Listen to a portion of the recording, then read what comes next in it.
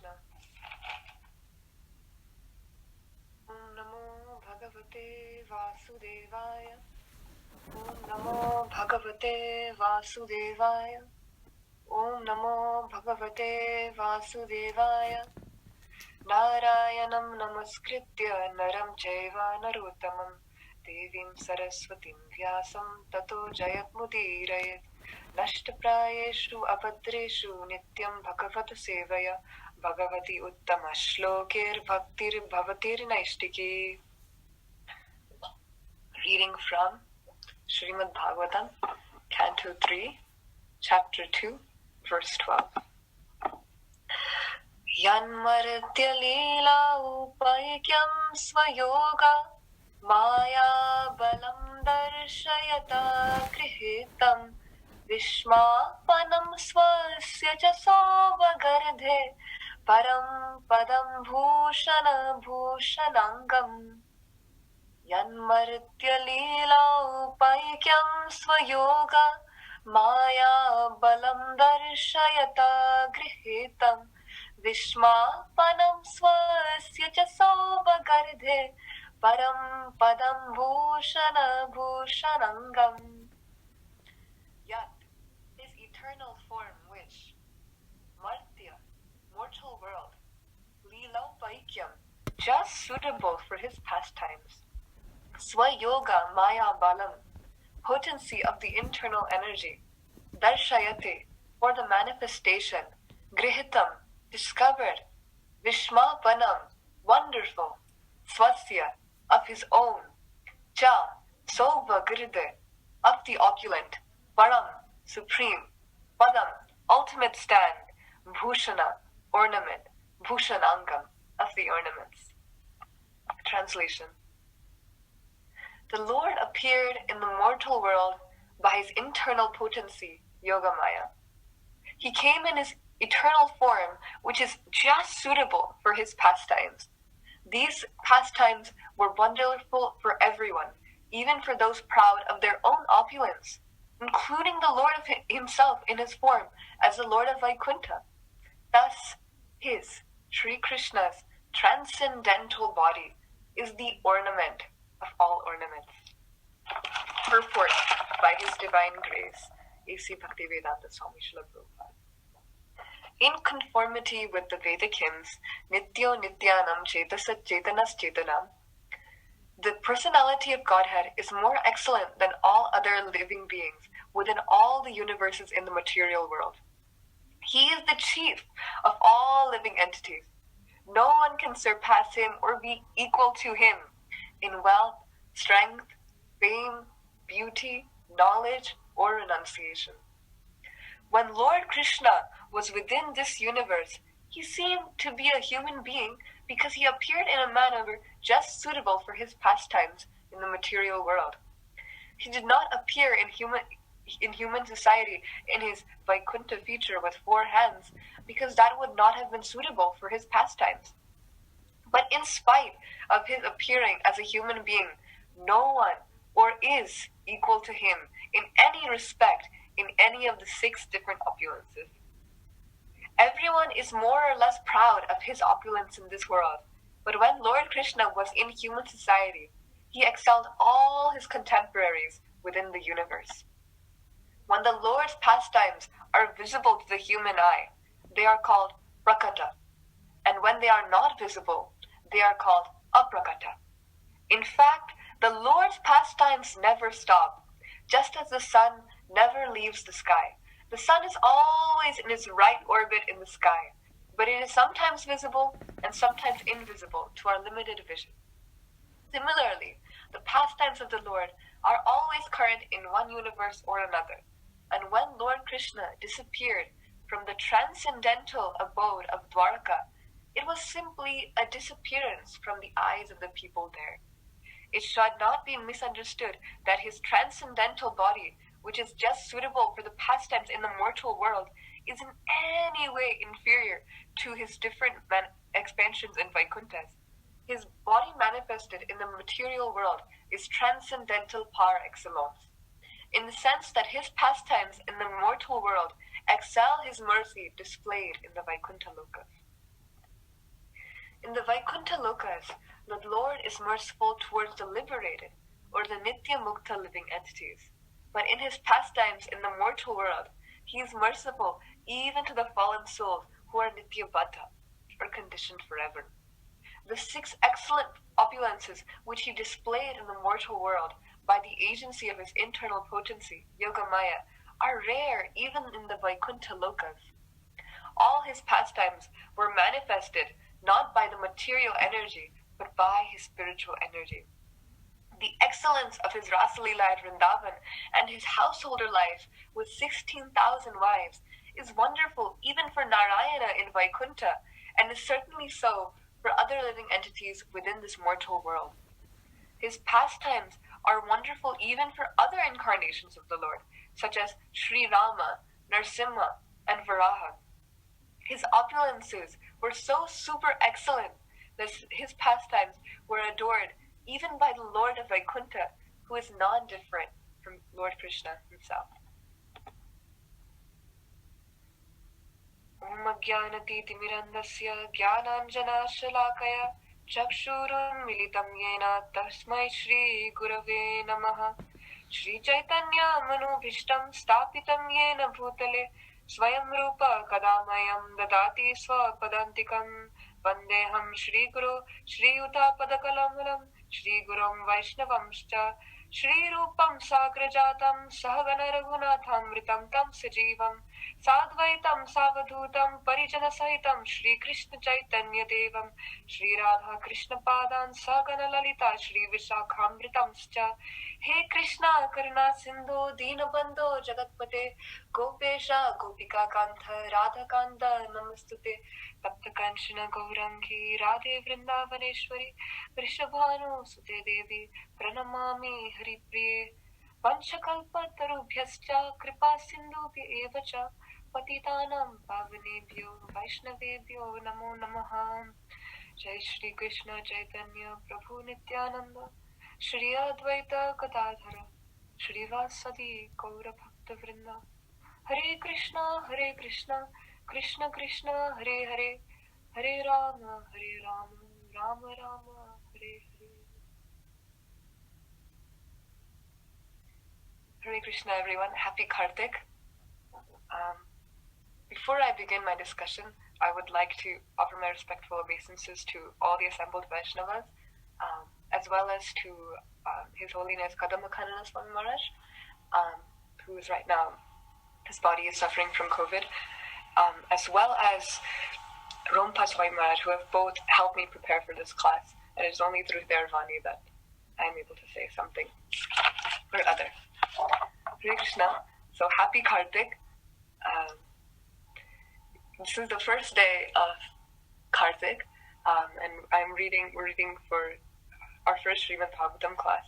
And here, Uddhava, such an intimate personality connected with Krishna, he is explaining how Krishna is the most suitable form for all of these incredible pastimes that are going to be listed throughout this chapter.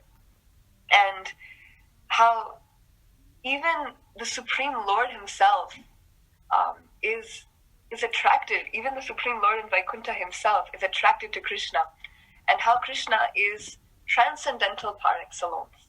He is beyond all excellence, and beyond, he has supremacy over all contemporaries of himself. And he's also explaining how Krishna is the ornament of all ornaments. He is Param Padam Bhushanam Bhushananga, how he is the most beautiful of all ornaments. So we'll be exploring those topics today. So the first topic is how Uddhava is saying Lord Krishna's form with 2 hands, just as a human form, is just suitable for his pastimes on earth. So on the left we see the universal form of Lord Krishna. And on the right we are seeing Lord Krishna as a little baby. And on the left, Arjuna is seeing this grand universal form of Lord Krishna. And he's very frightened. He explains how this universal form is very scary to him, and that he wishes that Krishna will get back into his four-handed Vishnu form, and finally into his two-handed Krishna form. And on the right, we are seeing Yashoda Mai witnessing the entire universes within the mouth of his little Krishna, of her little Krishna. So we can understand that it's quite frightening when we see Krishna in his universal form. In the manifestation, as we see in the second canto, we explore it in so much detail, the expansion that directs everything in the universe. It is a very frightening form to see. And on the right, we have Mother Yashoda looking into the mouth of little Krishna, two-handed Krishna. And this little Krishna, he is sometimes helpless, sometimes he needs our help, sometimes he's crying. He has these apparent human limitations. But the sweetness of his pastimes is just suitable for invoking that love within all of his devotees, which is the purpose of his pastimes. So it's not so exciting to see the Vishnu, Lord Vishnu, showing the universe within his mouth. It is not so exciting to see Lord Vishnu trampling over 2 trees as his childhood. It's Damodar month right now, and we can imagine how if Lord Vishnu with his four-handed feature, if he was going through the Amula Arjuna trees, it would not be so exciting for us to see that. But we see Lord Krishna's pastimes as Damodara, as this little baby boy walking through 2 Yamala Arjuna trees and totally trampling them, splitting them apart. That is so exciting to see. When we see little kids doing something very ordinary, like starting to learn to walk or saying their first words, we become so excited. So we can imagine how excited the Vrajabasis, the villagers of Vrindavan, would be to see all of these amazing pastimes of Lord Krishna, little baby Krishna, killing Putana, delivering so many demons, going through the Yamala Arjuna trees, showing the universal form within his mouth, doing so many things at such a young age. So these human limitations, this combination of human limitations, as we experience in Krishna Lila, as well as the supernatural side that we also see in Krishna Lila, is to play with the minds of the devotees, so that our love for Krishna increases, our attraction for Krishna increases. Because if we pray to Vishnu with awe and reverence, which is the only way we can pray to Lord Vishnu, the only rasa we can have, then there's only a gap. There's a gap that we must sew up through the intimacy of Krishna Lila, of the sweetness of Krishna Lila. So we can see that there are so many supernatural pastimes of Lord Krishna, and they are to play with the minds of the devotees. And it is ultimately to increase our own love for Krishna. Alright, so I wanted to also explain how Lord Krishna, also in this verse, it is explained how Lord Krishna is, in the Vaikuntha Lokas, Lord Krishna is merciful to the Nitya Mukta living entities. But his pastimes in the mortal world, he is merciful even to the fallen souls, or the Nitya Bada, conditioned forever.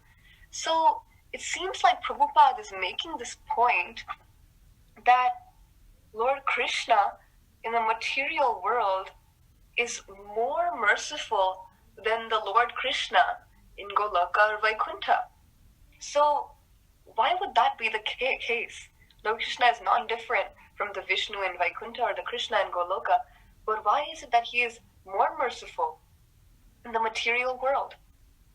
So our acharyas give many explanations. So in the material world, in the spiritual world, there are no demons to be delivered. There are no asuras to be delivered. There are no Pudanas to be killed. There are no Shishupalas to be beheaded. So there are no demons to be delivered in the spiritual world. But because in the material world there are some demons to be delivered, there are these nitya baddha conditioned living entities. For their deliverance, Krishna is so kind. As Nikunja Rasa Vilasi, he is enjoying always the pastimes of Madhurya Rasa in Vaikuntha and in Goloka, but he comes down and he descends as Lord Krishna simply to attract the minds of the conditioned souls.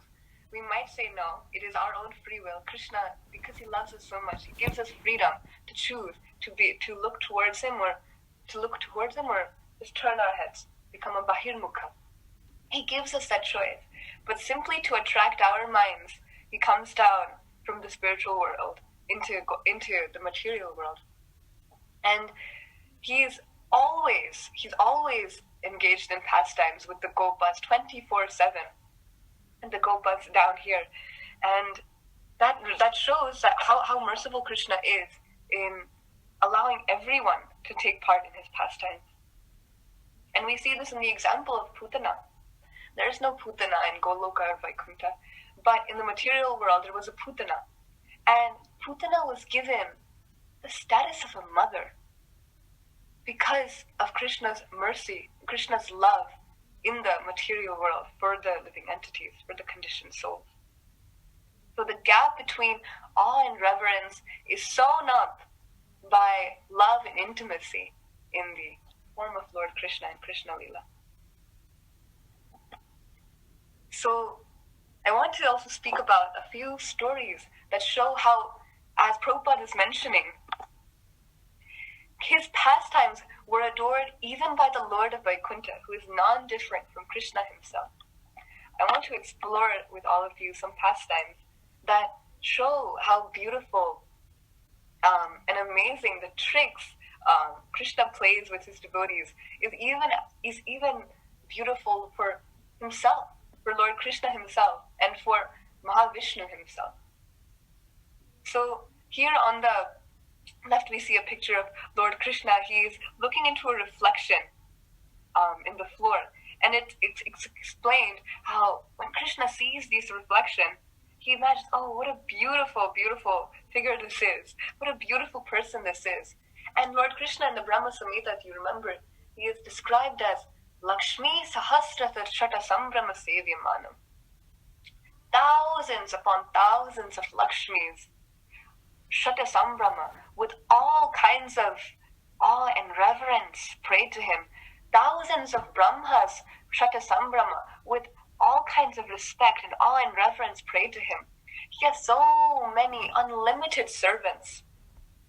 Yet, that Lord Krishna, he prays. He desires to become the servant of himself. He desires to witness how beautiful his own pastimes are. In the Shikshashtakam, Lord Chaitanya explains, Ainanda tanuja kinkaram patitamam vishame bhuvam buddho kripaya tava pada pankaja stita dhuli sadrisham vichintayam. Oh, I desire beyond any material desire. I desire to be kinkari, to be a maidservant in the house of Nanda Maharaj. I desire only to be a particle at the dust of the lotus feet of Sri Krishna. So we can see in the example of Chaitanya Mahaprabhu, his dedication and desire to be the servant of Lord Krishna, how appealing it is to serve Lord Krishna. And on the right, we have the story that Srila Prabhupada is referring to in the last sentence. His opulence was so super excellent that his pastimes were adored even by the Lord of Vaikuntha, Mahavishnu. So there's a pastime of how in the kingdom of King Ugrasena, there was a Brahmana, and every time the Brahmana had a child, the child would disappear. And this happened 5 or 6 times. And every time his child, 1, 2, 3, 4, 5, Just as soon as it was born, it would disappear. It would vanish. And this Brahman, he started to talk bad about King Ugrasena. What kind of king is King Ugrasena? He can't even protect the residents of his own kingdom. My children have been disappearing one after the other, and the king has not done anything about it. And he started to talk bad. He started to do this prajalpa about the king. And one day, Arjuna, as we see in the photo, Arjuna was walking past this house, and he saw and he heard of the prajalpa, of the gossip against the king, the blasphemy, and he said, "This should stop.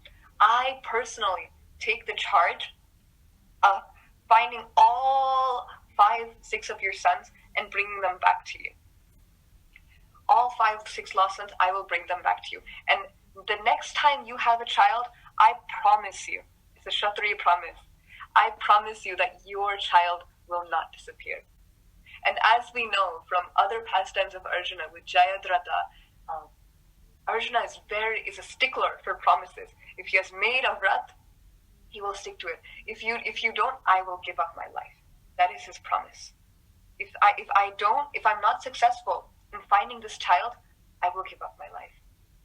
And with this prayer, Arjuna makes such a strong enclosure around the fortress, around the house of the Brahmana. And inside this house, the Brahmani gives birth. And as soon as she gives birth, the child appears. And so Arjuna, he sees that I have made such a wonderful fortress. The Brahmana couldn't even get in or out. No one could get in or out. Still, my attempts have failed. That's it. I'm going to give up my life. And at the moment he was about to give up his life, Lord Krishna, being Parthasarathi, being the friend of Arjuna, he appears and he says, wait, I know where the kids are.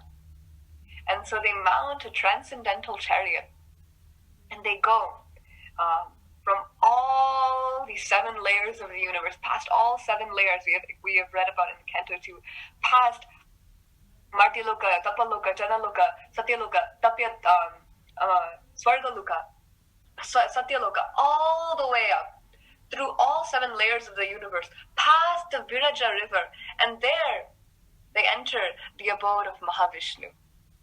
And there Mahavishnu says, yes, here is all the kids. All the kids are here assembled with me. I've taken care of them.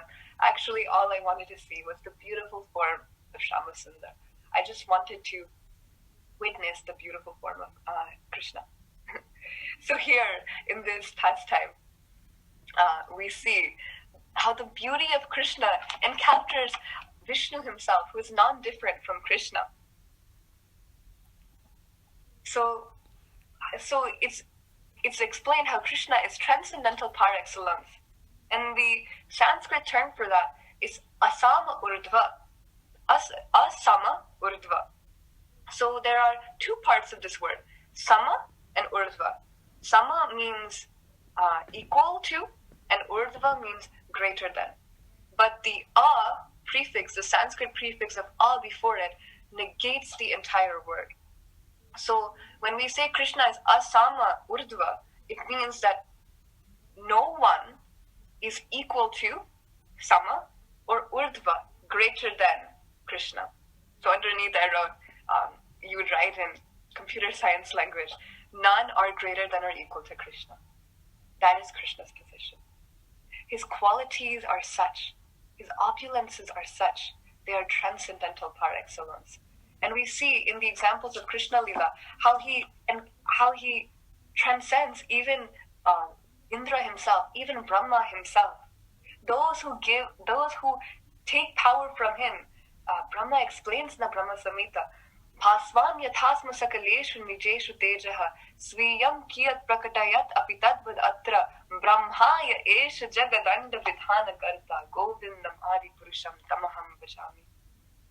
Just like a Suryakanta jewel gets all its brilliance from the sun, similarly, I am just like that Suryakanta gem. I am just a stone. And it's just by your potency as the sun, you are giving me this energy to be Jagadanda Vidhana Karta, to be the controller of the entire universe. So we understand Krishna is the transcendental position of Lord Krishna as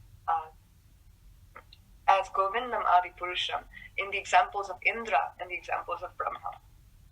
And the last thing, the most beautiful part for me I wanted to touch on this verse before we open up for discussion is the last verse, the last part of this verse.